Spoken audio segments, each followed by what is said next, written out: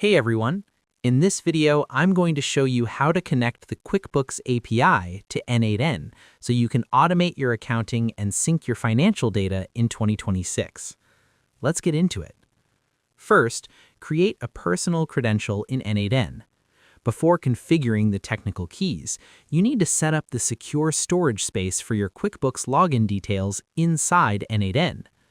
Inside N8N, click on the plus icon in the left sidebar and hover over the Credential option. Select Personal from the menu. In 2026, N8N uses personal credentials to encrypt and store your API keys locally.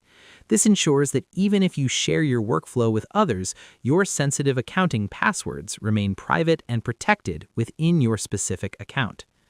Next, search for QuickBooks Online. Once you are in the Credential Creation menu, you need to specify which service you are trying to link to your N8N instance.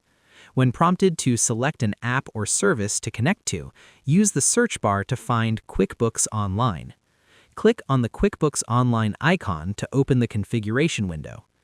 N8N supports thousands of integrations. Searching specifically for QuickBooks Online pulls up the exact OAuth 2.0 framework required by Intuit, ensuring that all the necessary fields like Client ID and Redirect URL are ready for you to fill in.